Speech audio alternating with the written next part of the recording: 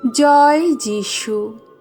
প্রথম পাঠ প্রবক্তা ইসায়ার গ্রন্থ হতে আজকের বাণী পাঠ 11 অধ্যায় 1 থেকে 10 পদ। মুক্তিদাতার ওপর অধিষ্ঠিত থাকবে ঈশ্বরের আত্মিক প্রেরণা। তার স্থাপিত রাজ্য হবে শান্তি রাজ্য। সেদিন জেসে বংশের সেই মূল কাণ্ড থেকে বেরিয়ে আসবে একটি নতুন পল্লব। জেসে বংশের সেই শিকড় থেকে জন্ম নেবে একটি নতুন অঙ্কুর। সেই নতুন অঙ্কুর যিনি, তার উপর অধিষ্ঠিত থাকবে ভগবানের আত্মিক প্রেরণা, প্রজ্ঞা ও বোধ বুদ্ধিরই আত্মিক প্রেরণা, সৎ উদ্দেশ্য ও সৎ সাহসেরই আত্মিক প্রেরণা, সৎ জ্ঞান ও ভগবৎ সম্ভ্রমেরই আত্মিক প্রেরণা। আর এই ভগবৎ সম্ভ্রম তাকে অনুপ্রাণিত করবে। তিনি বাইরের চেহারা দেখে কারো বিচার করবেন না, পরের কথায় কান দিয়ে রায়ও দেবেন না, বরং তিনি দুর্বল অসহায় মানুষের বিচার করবেন ধর্মেরই নীতিতে। এই পৃথিবীর যত দীনজনের সপক্ষে রায় দেবেন ন্যায়েরই বিধানে। তার বিচারের কশাঘাতে তিনি পৃথিবীকে প্রহার করবেন। দুর্জনকে তিনি হনন করবেন তার মুখের ফুৎকারে।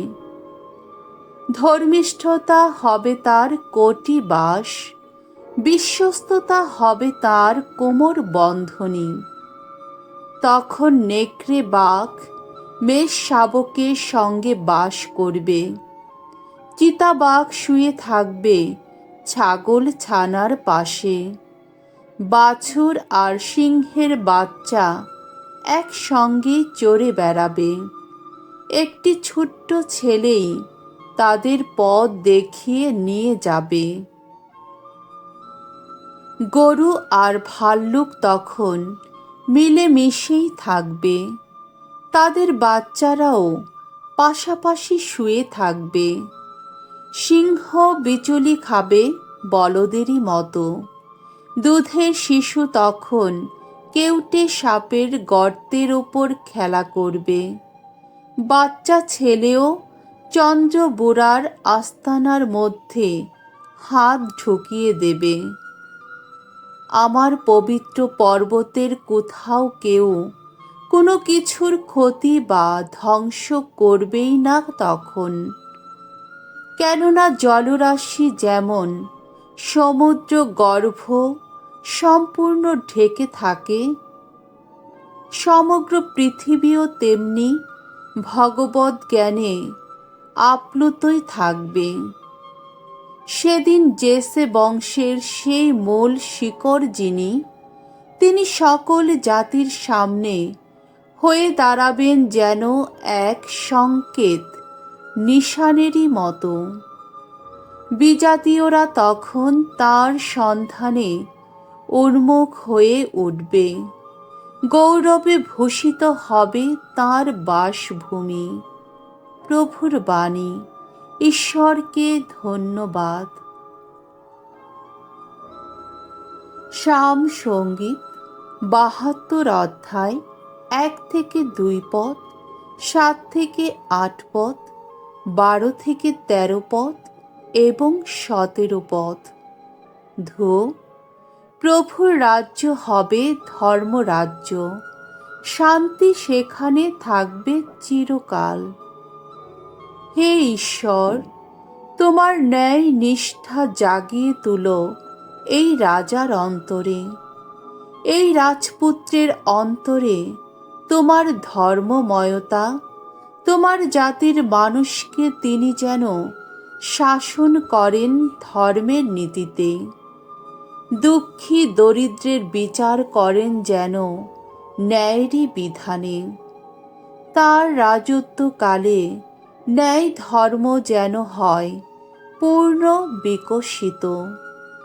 চন্দ্র যতদিন না নিরালোক হয়, ততদিন দেশে যেন পর্যাপ্ত সুখ শান্তি বিরাজিত থাকে। তার প্রভুত্ব যেন প্রসারিত হয় এক সাগর থেকে আর এক সাগরে, মহানদী থেকে পৃথিবীর প্রান্ত সীমায়। তার শরণাগত দরিদ্রকে তিনি তো করবেন উদ্ধার, অসহায় দুঃখী মানুষকে করবেন উদ্ধার। দুর্বল ও দরিদ্রের প্রতি সদয় হবেন তিনি, যত দরিদ্রের প্রাণ বাঁচাবেন তিনি। অমর হোক তার নাম।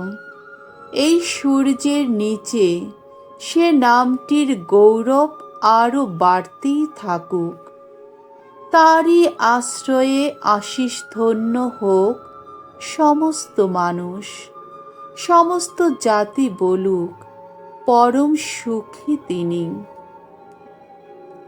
বাণী বন্দনা। জয় জয় প্রভুর জয়। দেখো আসছেন প্রভু মহান শক্তি নিয়ে। আহা, নতুন আলো জ্বালাবেন তিনি ভক্তের অন্তরে। জয় জয় প্রভুর জয়। মঙ্গল সমাচার। লুক রচিত মঙ্গল সমাচার 10 অধ্যায় 21 থেকে 24 পদ। যিশু পবিত্র আত্মার আবেশে আনন্দে আপ্লুত হন।